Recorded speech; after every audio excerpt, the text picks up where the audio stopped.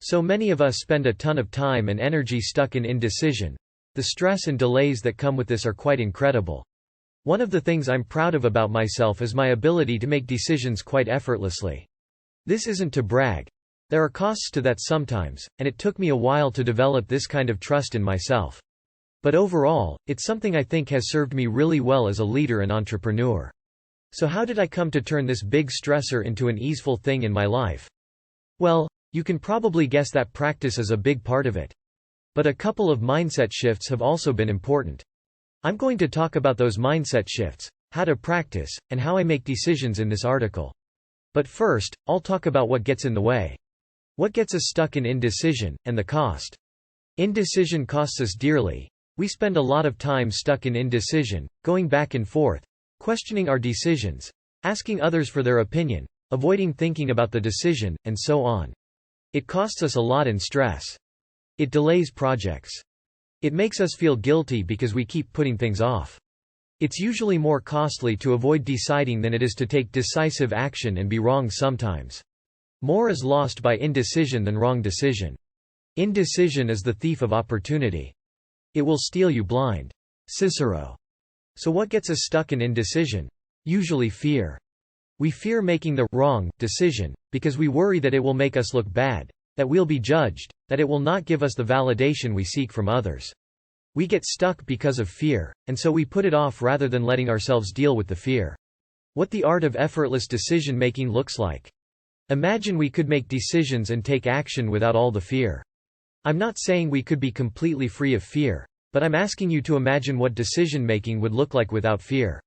Without fear of doing something wrong and getting judged, you'd simply make decisions based on the best info you have, and on your gut. You'd choose from the heart, rather than getting caught up in overthinking. You might make mistakes, but you'd learn from them, and make adjustments. It's so much simpler this way. Simply choose from the heart. Trust. Take action. And clean up any messes that get made if things don't work out as you'd hoped. Fear does come up, of course. And you simply deal with the fear, with breath and love. It doesn't have to be a blocker.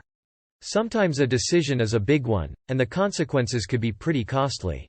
In those cases, you might give it more thought, sit with the uncertainty for a bit, do some research, ask the opinions of others, and then breathe, and choose from the heart. And be nimble in dealing with the outcome. This is where the trust comes in. You learn to trust that you can deal with anything that arises. The mindset shifts.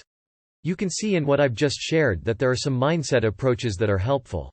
The 3 shifts I recommend include: 1. Choose from the heart versus overthinking. When we get caught up in thinking, it's because we think we can solve the uncertainty by thinking it through. While thinking can be helpful, it will rarely cut through indecision when fear takes over. A different approach is simply to choose from the heart. Ask yourself what your heart wants in this situation. For example, do I want to write a blog post or go work out? There's no right answer. I can think for a long time and not come up with the answer. Choosing from the heart is trusting that it's okay to actually want what you want. 2. Trust versus wasting brain cycles. I've seen people spend so many brain cycles thinking things through, and then deciding, only to worry that their decision isn't the right one. They make a decision, and then think about it some more. What if we could free ourselves from so much thinking, worry, and rethinking, by just trusting ourselves? 3. Learning versus getting it right. A lot of the time we get stuck in indecision because we want to make the right decision, but that's not very helpful, because you can't know what the right decision is. In fact, there might not be a right decision. What if instead we could see it as a learning process, where we try things out and see how that goes? Learn from the process. This learning approach frees us up from having to get it right, and allows for it to be a more empowered process. You can see from these shifts in mindset that decision-making becomes more relaxed, less tight, more trusting. Effortless, almost. How to practice. So how do we practice these shifts, and this effortless approach? I wouldn't recommend starting with super tough decisions, like whether to leave your current job or not. Practice with the easy day-to-day stuff to start with, until you develop more and more trust in yourself. So things like, what should I work on next? How should I reply to this person's email? Do I want a veggie burger or a lentil salad?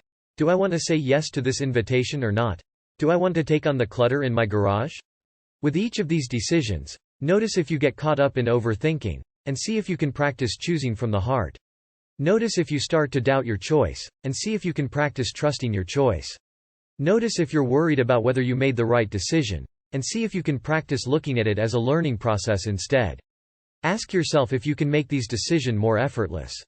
And see what you can discover through this kind of practice.